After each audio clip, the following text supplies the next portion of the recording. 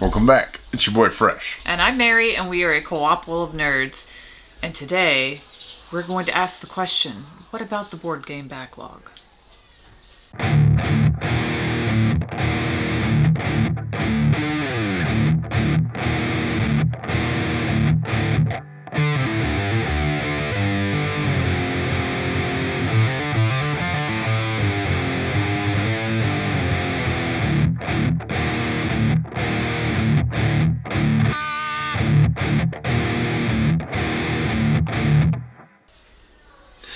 So, this series we take a look at 6 games in our collection.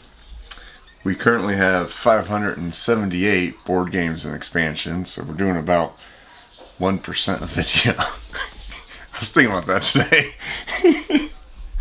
And determine whether or not they deserve a spot on our shelves. Our shelves have been crying that they are overstuffed and they need a break.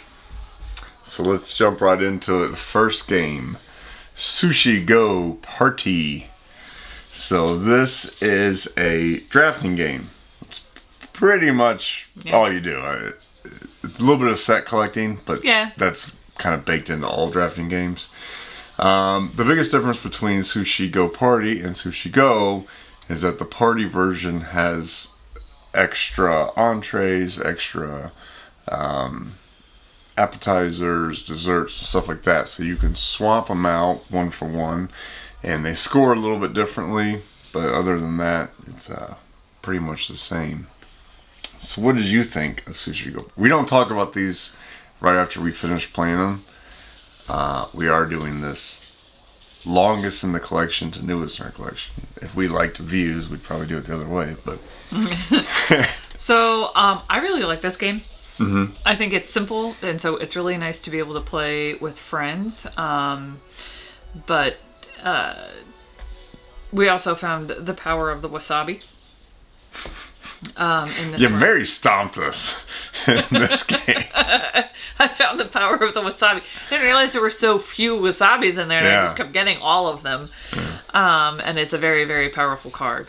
Beyond that, though, I do like it, and we had a lot of fun. Mm-hmm. And like I said, the simplicity of it, and I like sushi. Yeah. And I would never eat, well, that's maybe not true. I love wasabi on my sushi, so it makes sense that card would be very powerful. You don't use it as much as I do. No, I don't use wasabi at all. You don't use it at all? No. Why don't you give it to me? You can have all of the wasabi. I do eat a little of the ginger, though. Ginger's good.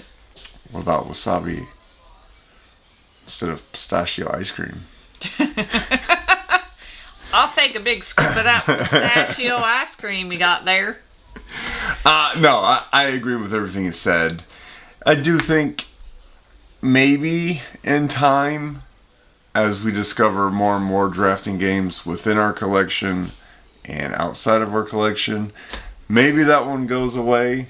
I hate the metal tin that they put the game in. We have a couple with metal tins. But... yeah, not my favorite. But for now, that one's safe. Up next, we got Ticket to Ride. This is a classic. Yeah. Everybody who has board games has Ticket to Ride. Yes. So if you play board games regularly, you've definitely heard of Ticket to Ride, and you've probably played it. This is sort of the intro game for a lot of people. The game that gets them hooked on it. You are a railroad tycoon, and at the beginning of the game, you get 3 routes, and you have to pick 2 of them. Mm-hmm. And basically, the goal of the game is to connect those 2 cities. Now, this is the American map one. I think there are like 20 different maps you can get if you really, really like the game. And basically, you try to connect those 2 cities. They're colored spots on the board in which you just get, if you're trying to get a 3 red, you're trying to get 3 red cards in your hand. Mm-hmm. Put that down, claim that route. You get points for claiming the route. You get points for completing destinations. You get negative points if you don't connect those 2 cities. And you get 10 extra points if you have the longest continuous route. Which is where you whooped us. Yeah. I'm very good at this game. Yes. This is my pooping game. So I have Totally not fair.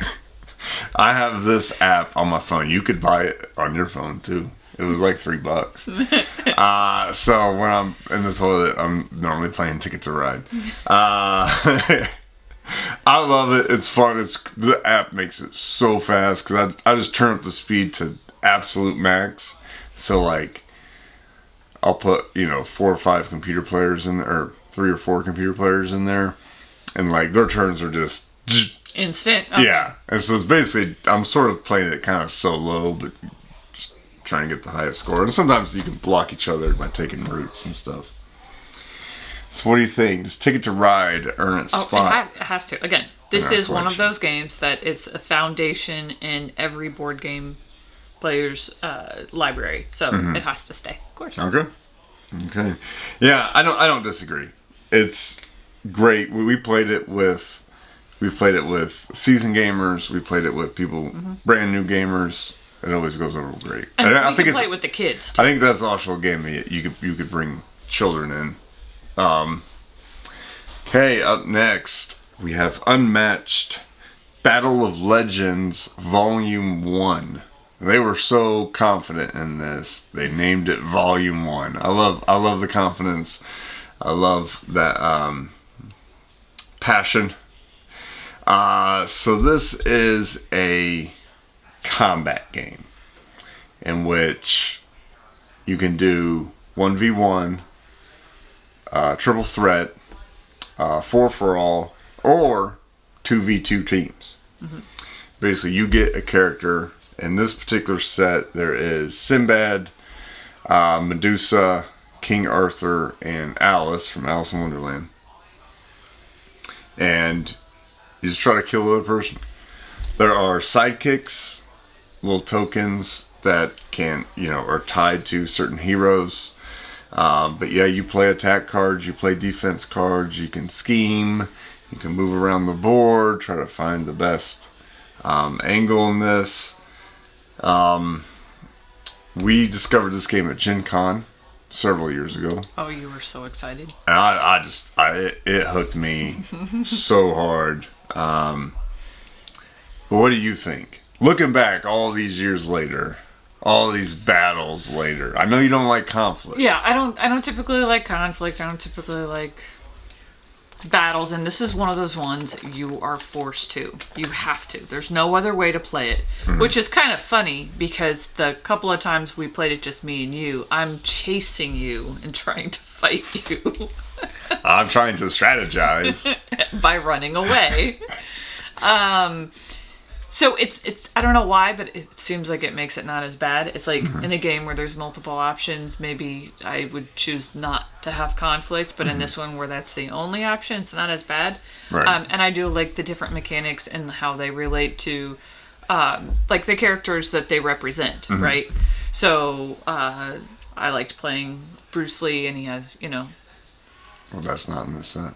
Well, in a different one. You like playing Medusa? You dominated me. Poor Merlin got one shot at. I didn't realize how powerful that card was.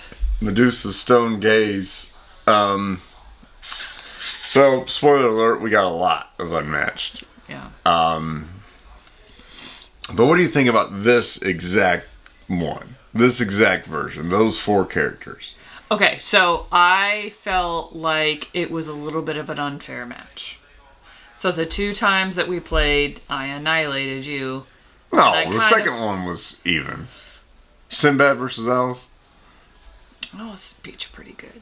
No, that one was even. That was an even fight. So I just felt, especially Medusa. Medusa King Arthur is a bad matchup.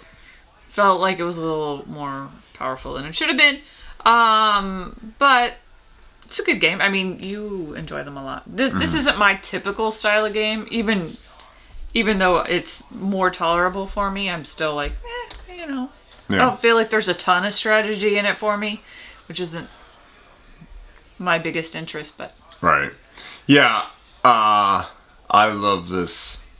And I think the one reason I love Battle Legends so much is like everyone has some knowledge of all four of these characters, but maybe not in depth. But you don't get to play as Medusa very often. Like, there's very few video games, very few, you don't get to play as Sinbad. Like, when's the last time they even made a Sinbad movie? It's been, well, they might have remade it by now, but a good Sinbad movie. So, I think that's why I like this series so much, is you play with these sort of folklore creatures in a totally different environment. Like, why would Alice in Wonderland ever meet, King Arthur? Like, that doesn't make any sense. But I like that. I like the sort of chaotic nature of it. I do think there is strategy to it. Sometimes I'm running away because I don't have the cards I need to fight properly. So I gotta regroup and strategize. Or just keep running away. So up next, I said we got more unmatched. I didn't lie. Up next, Robin Hood versus Bigfoot. So, one thing that Restoration and Mondo Games did was they released a 4-pack and then followed that up with a 2-pack. So this has a smaller board. It's much harder to run away on the 2-player board than the 4-player board. It's about half its size. Robin Hood is sort of like Medusa. He's got a bunch of minions and he's got the ranged weapon. Bigfoot is hard hitting as hell, but wants to be alone. Yeah. Which also, we didn't mention this about the first one. God bless the designers of this game who put the effort to make it really feel like the character. Like, Bigfoot wants to be in the woods alone. Like that. Don't look at me. That makes sense. Alice in Wonderland can change size. Sinbad goes on adventures and, all kinds of little things they put in to make each character feel authentic and unique and, representative of their story. So what did you think of Robin Hood versus Bigfoot? This is actually the first one we played. Yes. We bought Unmatched Volume 1 first, but... Yeah, we played this one at Gen Con. Mm-hmm. Again, yeah. I mean, I probably like the Battle of Legends Volume 1 better. Mm-hmm. Bigfoot he really is just running away and getting you to run out of cards. Because if you run out of cards, you lose. Mm-hmm. And that's essentially what he's doing. And I don't really like that tactic. It's supposed to be a battle. Instead, he's just running away. Yeah. So. Yeah. Or, strategic retreat. You gotta win the war, not the battle. Oh, okay. Then, finally, until next video, Unmatched Bruce Lee. So this one, I really enjoy the character of Bruce Lee. Mm-hmm. But I really hate it that it's one character. Now, this game is very expensive. Do not buy it. They are making Unmatched Bruce Lee versus Muhammad Ali. I don't know if it's out yet now, but wait for that. Do not buy the single one. All the scalpers jumped on and it's like $100. Don't do that. But we bought it when it was single and brand new. I think we actually got it at that same Gen Con. But there's no board and there's no one for him to fight. So I thought that was a mistake. Now I get it that they're, if you buy Unmatched Volume 1 plus Bruce Lee, okay, you can play. That's the other thing about this series is it doesn't have to be Robin Hood versus Bigfoot 100 times out of 100. You can, if you have other additional games, you can mix and match characters. Make your own fight. Yeah. Maybe later after we figure out which ones we keep and which ones we get rid of. Oh, what about Robin Hood versus Bigfoot? Did you say keep or get rid of that one? I said I didn't like it as much as I liked the Medusa one, but you are the one that likes Unmatched so much, so I'm assuming we're going to be keeping that one, and that's one of the OGs. So. Yeah. Now, like I said, don't buy Bruce Lee by himself. Wait for the Muhammad Ali one. But now that we already have the boards, I like Bruce Lee. It's like fine to have them. Yeah. And I do think there are a couple of real life people. Bruce Lee and Muhammad Ali are two of them. Chuck Norris is another one. Do they have a Chuck Norris one? No. Oh. Bo Jackson would be another one where they are almost real life mythological figures. Like Bo Jackson, people have seen him jump out of a waist high pool. Just jump out onto land. Would not shock me. And it's like, no, you can't do that. But then you're like, wow. It's Bo Jackson. It's Bo Jackson. Like, maybe he can't, I don't know. Maybe he can. So I think all three of those sets, we're going to go ahead and keep those. Mm-hmm. Now, with a lot of brands, they started having other IPs come in. Some of those may not make the cut. But these first three, I think, are rock solid. Bruce Lee, just a little behind him. He wants to combo off. So many of his cards gain him in action. Mm-hmm. Just over and over and over. But I did kill Bruce Lee with my Robin Hood, by the way. Don't be mean. I mean, you pointed out when you won. Well, you have range, okay? He's melee. Yeah. So those three sets are fine. I think we actually threw away the Bruce Lee box before it got super expensive. And the Bigfoot box, for that matter. The final game, it's actually a 2-for-1, so instead of 6, you're actually getting 7, so you're welcome. Please say thank you in the comments below. Wingspan plus Wingspan European expansion. The reason this is 1 and not 2 is, again, I got rid of the European expansion box. The original Wingspan box was big enough to hold both of them. You shuffle all the cards together. Mm-hmm. I don't want to take the time to separate them back out. Well, you don't need to, because you can just play that. Yeah. We're just mixing all the birds of the world now together. I guess we don't have the Asian expansion in there. No, we do have the Oceania, and that'll come later. Mm-hmm. But these two, I think, came out pretty close together. So basically, you are building a... Storyline-wise, it's a little weird, but... Is it like a tableau? I don't know. Yeah, like you're building a habitat. What's a bird zoo? What do they call that? You're building a habitat for your birds. All right. And basically, birds are worth points. Mm-hmm. Birds can also allow you to have future action. So, like, they'll have an ability... print it on the card. Mm-hmm. So you got this tableau you're building, and you'll start, each time you do an action, you go left to right. So if you've already got, 3 birds down in, I believe it's the water, and then you go to lay eggs, you trigger every bird already on there too that has this brown ability. It's really, really pretty. Mm-hmm. I think that's probably what jumps out about this. They are all hand-drawn birds. And they have all the facts about the birds on them. Yes, and if you're a nerd, you might want to hear bird facts. And every one... Why not? It has a region where the bird is from and where you can find them. What kind of nest it has. Nest play into it. There's all kinds of ways to get points in this game. It's kind of... point salad, but with chopped up birds into it. No, we don't chop up the birds. Yeah, you chop up the birds and put them into the salad. No, it's not our furnace, honey. For one delicious meal. We had a bird fly into the furnace. Oops. A whole nest of birds flew into our furnace, unfortunately, and passed away. We're going to keep these two together. But what do you think about Wingspan? Obviously, the Wingspan is... one of the best games ever. So I love Wingspan. I really would like to get the Asian bird one. Mm-hmm. Now there is Wormspan, which is dragons. I don't want to do that one. And there is Finspan, which is fish.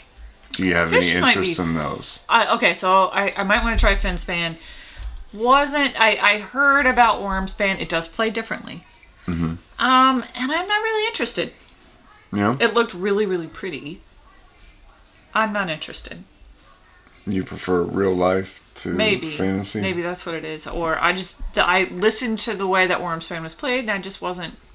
Okay. Wingspan though, and I haven't tried Finspan or heard much about it. So maybe try that one. Yeah. Let's see. We got rid of none of them. You don't want to get rid of a single game over there? No. The whole point of this is to clean out the relieve our shelves. We had a very strong period of time. Well, let us know down in the comments section if you agree with our choices. Have you played any of these? Do any of these look good? And we'll see you next time. Bye-bye. Hey, Pumpkin. Did you kill me and leave me in Antarctica last night?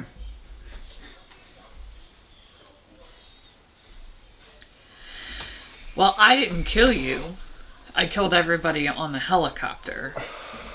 And you might have died in Antarctica by freezing to death or starving to death. Yeah. We played The Thing, the board game, and Mary got to be the Thing. Got to be is like acting like it's a privilege or something. I do I think that game's a little skewed towards The Thing. It is probably skewed towards The Thing. But I didn't like being The Thing. You have to be deceitful.